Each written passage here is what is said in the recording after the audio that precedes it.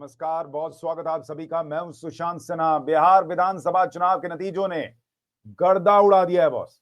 और नीतीश मोदी की जोड़ी ने वो करके दिखाया है जिसकी उम्मीद एग्जिट पोल भी नहीं कर पाए थे। बिहार में लैंडस्लाइड विक्ट्री है।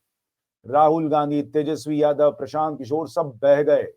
सुपड़ा साफ हो गया है। और आज इस वीडियो में आपको बताऊंगा कि यह कैसे हुआ, इसका क्या मतलब है, मोदी नीतीश ने ऐसा क्या किया कि इस तरह की विक्ट्री मिली है। जरा आज इसके बारे में आपको बताऊंगा, लेकिन आपकी राय क्या है इन नतीजों पर जरा कमेंट करके बताइएगा।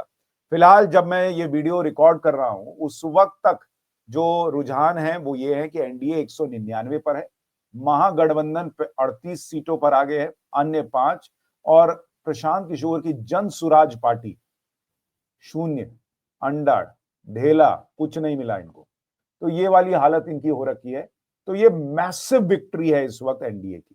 और इस विक्ट्री को लेकर क्या हुआ है, कैसे हुआ है, जरा आपको इसके बारे में बताऊं उससे पहले देखिए कि एक सबसे बड़े सेफोलॉजिस्ट ने इसकी भविष्यवाणी कर दी थी।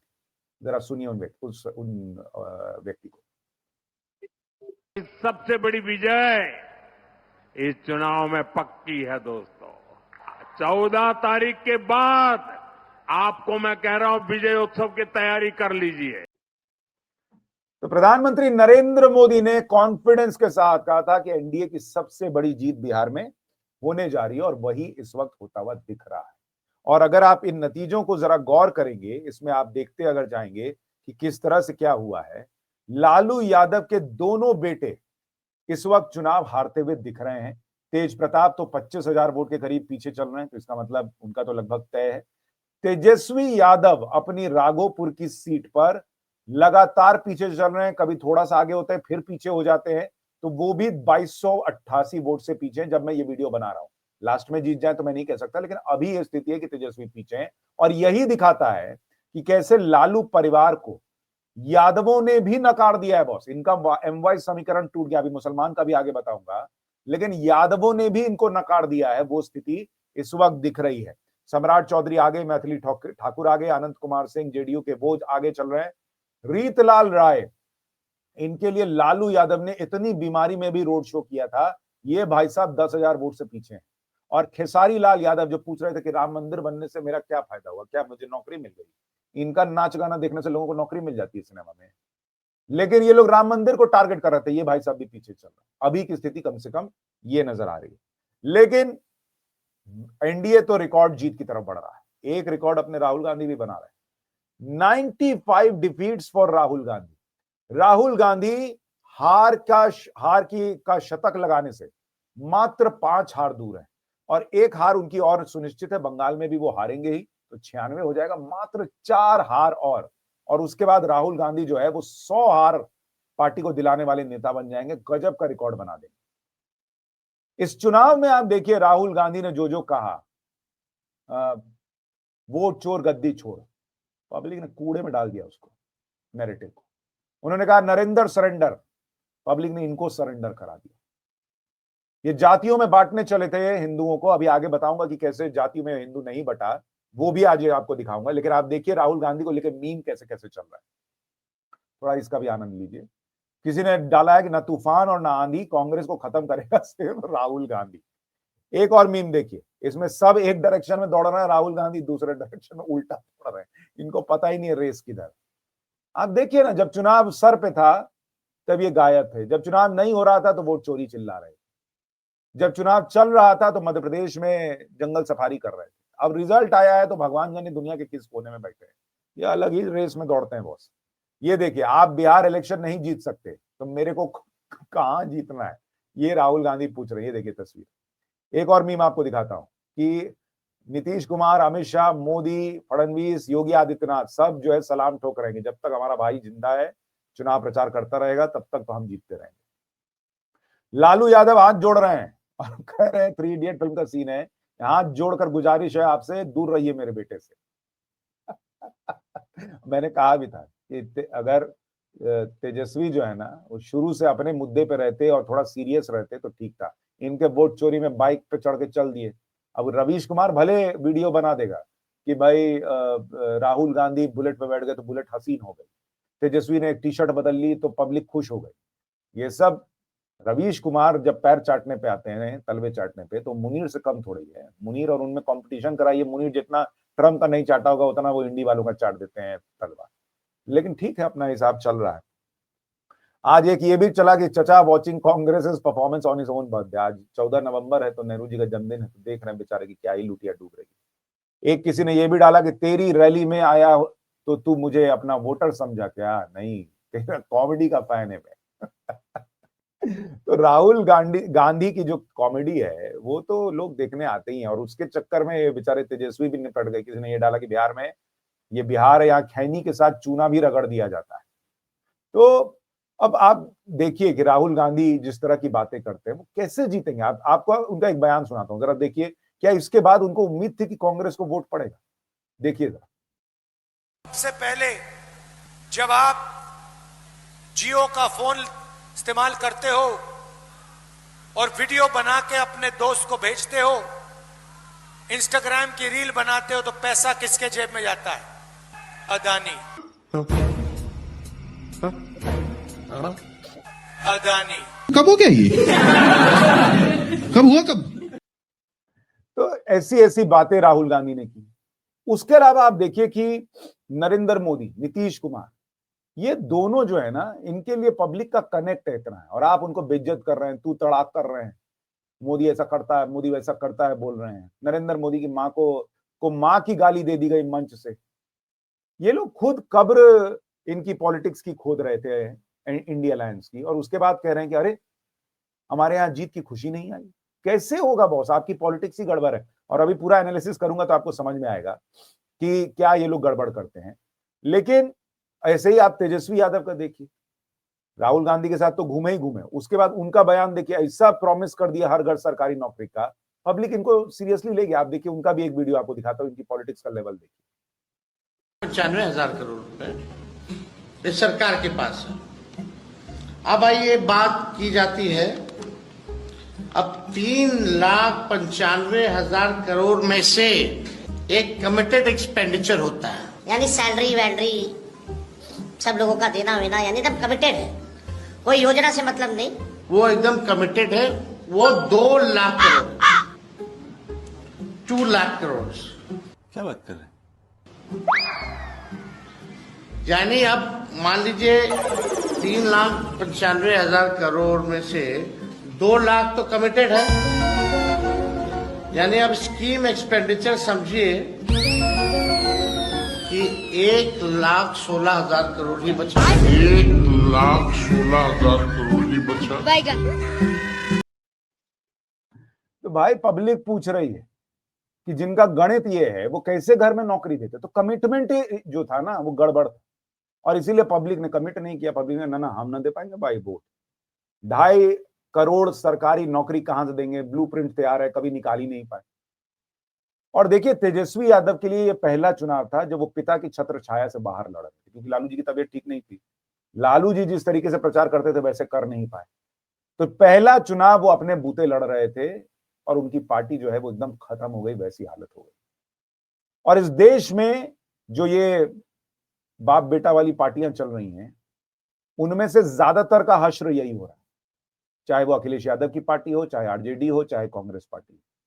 राहुल गांधी कांग्रेस को खत्म कर रहे हैं, तेजस्वी ने आरजेडी का क्या किया वो दिख रहा है, और उधर सपा जो है उसको अखिलेश यादव, हालांकि इनसे फिर भी वो स्मार्ट नेता मुझे देर नजर आते हैं। लेकिन आप देखिए कि राहुल गांधी के नैरेटिव की धज्जियां उड़ गई। हाइड्रोजन बम फेल, वोट चोरी fail, EVM hack fail, fake promises fail, सब फेल हो रहा है। राहुल गांधी की हालत यह है कि इन्होंने जिस जिस जगह पर अपनी रैली की थी वहां बीजेपी को जबरदस्त जीत मिल रही है। मुजफ्फरपुर में बीजेपी 10,000 वोट से आगे है, दरभंगा में 22,000 वोट से आगे है, नालंदा में 11,000 वोट से आगे है, शेखपुरा, औरंगाबाद, गया, पूर्णिया, बांका, भागलपुर, किशनगंज, जहां जहां राहुल गांधी ने रैली की वहां वहां बीजेपी को मैसिव बढ़त। मुझे तो कई बार लगता है कि बीजेपी कहती होगी कि आप बस चुनाव प्रचार करने जाइए राहुल जी, आपका खर्चा हम उठाएंगे, हेलीकॉप्टर लीजिए, हेलीकॉप्टर भी हमारा लेके जाइए। वैसी हालत है राहुल गांधी की, जहां जहां प्रचार कर रहे हैं वहां वहां बीजेपी को मैसिव जीत। और उसके बाद इनकी पार्टी के लोग क्या कर रहे हैं? भारत का बेटा राहुल गांधी, वोट चोर गद्दी छोड़ के नारे अभी भी लग रहे हैं। इनकी पार्टी के नेता ट्वीट कर रहे हैं कि भाई ज्ञानेश कुमार को बहुत बधाई, जो चीफ इलेक्शन कमिश्नर है, कि वो बीजेपी जीत गई। इनको अभी भी समझ में नहीं आ रहा बॉस कि वोट चोरी का इनका जो फेक नैरेटिव है वो पब्लिक लेने को तैयार नहीं है, लेकिन वो इसको चला रहे हैं। क्यों? क्योंकि उनको पता है आज कांग्रेस का जेन जी जो है, जो यूथ है, जो नेता है, युवा नेता, वो पूछेगा कि तुम्हारी वजह से हम हार रहे हैं, क्यों हम राहुल गांधी को बर्दाश्त करें? तो कह दो कि वोट चोरी हुआ है। वो यूथ, वो युवा कांग्रेस का जीत सकता था, लेकिन राहुल गांधी की वजह से हार रहा है। तो राहुल गांधी को, अगर गांधी परिवार को कांग्रेस पार्टी नहीं छोड़ेगी तो पब्लिक ऐसे ही कांग्रेस को छोड़ देगी, जैसा अभी छोड़ चुकी है। और तेजस्वी यादव को, उनकी हालत क्या है आप जरा उनको देखिए। तेजस्वी यादव ने जहां जहां यात्रा की, 66 सीटों पर वो यात्रा किए थे, और उसमें से 47 सीट पर एनडीए आगे है, 13 सीट का एनडीए को गेन हो रहा है, 12 सीट का इंडिया अलायंस को नुकसान हो रहा है, 19 सीट पर वहां पर इंडिया आगे।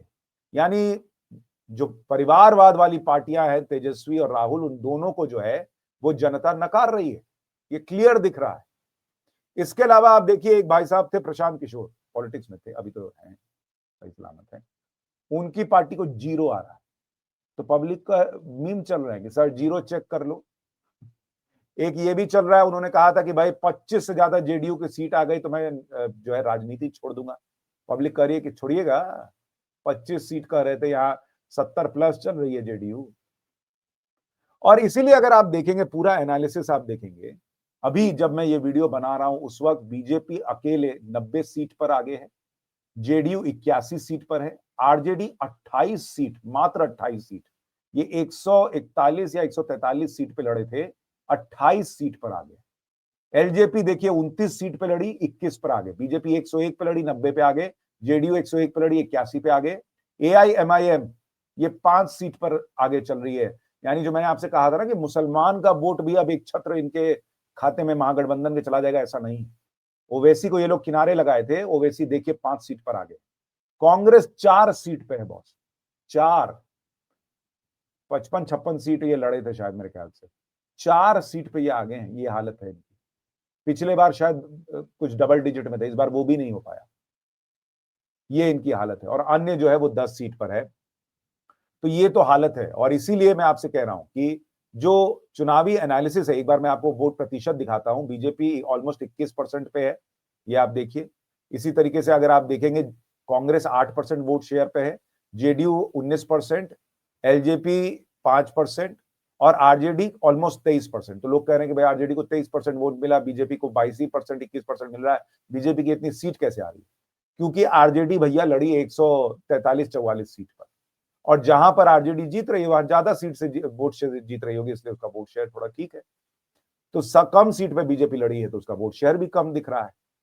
लेकिन आप ये भी देखिए कि जो मैं आपसे बात कर रहा था कि अभी भी आरजेडी ने दामन नहीं छोड़ा है। मनोज झा क्या कह रहे हैं, एक बार सुनिए, फिर आपको बताता हूं कि इस चुनाव में क्या चला क्या नहीं चला। चल रहा है आपके समक्ष और आपके माध्यम से तमाम महागठबंधन के जो हमारे उम्मीदवार हैं अलग अलग इलाकों में, उनसे ये कहना चाहेंगे कि एक मनोवैज्ञानिक खेल भी चल रहा है। जो तमाम ओपनिंग हुई है उसका अगर सिलसिला आप देखें तो जाहिर तौर पर जो उनके जिसको कहते हैं मजबूत पक्ष वो खुले हैं।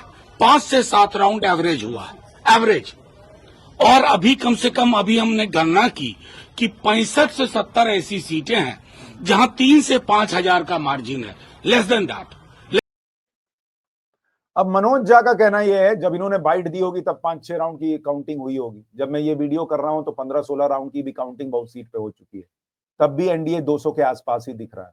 और वो ये कह रहे हैं 60-70 सीट जो है वहां पे बढ़त कम है, मार्जिन कम है। वो 60-70 सीट भी अगर आप एनडीए से घटा दीजिए तब भी 200 से 60 घटाइएगा तब भी 140 है। तो ठीक है, इंतजार लास्ट तक करना चाहिए, इसमें कोई बुराई नहीं। हो सकता है कुछ चमत्कार हो, बदल जाए, कह नहीं सकते, लेकिन अभी स्थिति ये है। और उसकी बड़ी वजह कि क्यों ये नतीजे आए, देखिए एक चीज जो राहुल गांधी स्पेशली, चूंकि वो तो बाहर से हैं, लेकिन तेजस्वी भी नहीं समझ पाए। महिलाओं ने इस बार पिछली बार के मुकाबले ऑलमोस्ट 12% ज्यादा वोट किए। बड़ी संख्या में महिलाएं बाहर निकली। क्यों निकली बॉस? आप इस बात को समझिए कि मोदी और नीतीश ये दोनों जो है ना, इनका कोर वोट जो है वो महिला वोटर बन चुका है। क्योंकि महिलाओं की बेहतरी के लिए ये लोग बहुत काम कर रहे हैं। अब आप नरेंद्र मोदी को मां की गाली मंच से दे रहे हैं, नीतीश कुमार की सेहत का मजाक उड़ा रहे हैं, ये तो बीमार आदमी है, रील बन रहे हैं, मीम बन रहे हैं।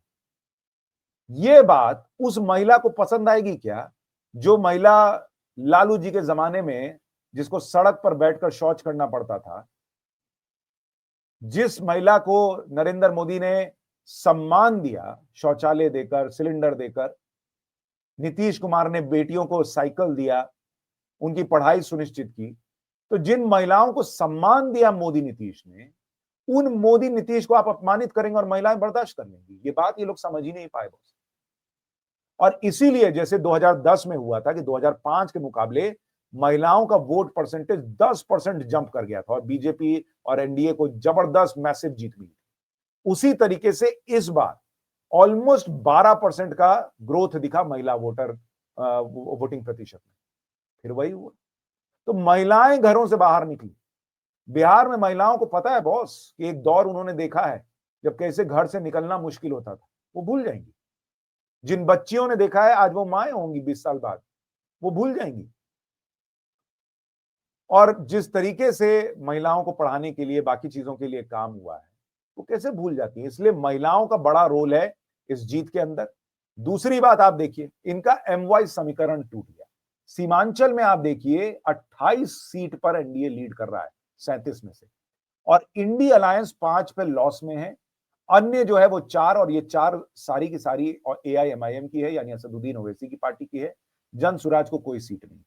अब चूंकि मुस्लिम वोट भी ओवैसी की तरफ चला गया सीमांचल में, ये भी इनके लिए बहुत घातक साबित है, क्योंकि इन्होंने सोच रखा था कि हम कुछ भी करेंगे, यादव कहां जाएगा, मुसलमान कहां जाएगा, इनको तो ऐसा ही ले लेंगे।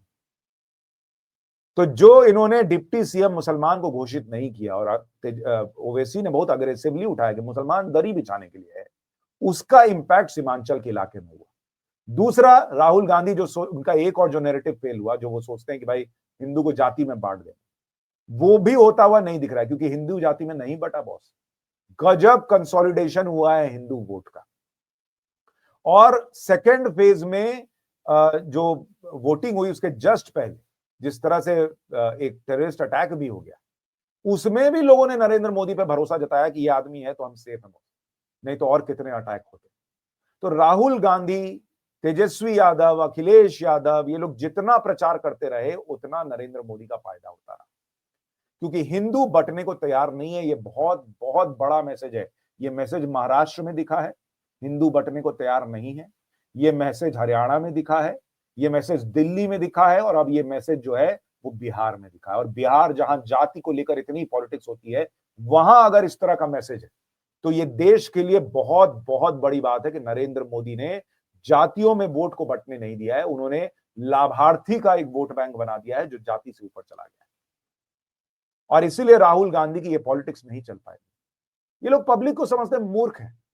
ये कन्हैया कुमार को सुनिए क्या बोले थे जरा। ये लोग सोचते हैं ये सब करके ये जीत जाएंगे। सुनिए जरा कन्हैया कुमार को। बुझती है, पानी की जरूरत सबको है।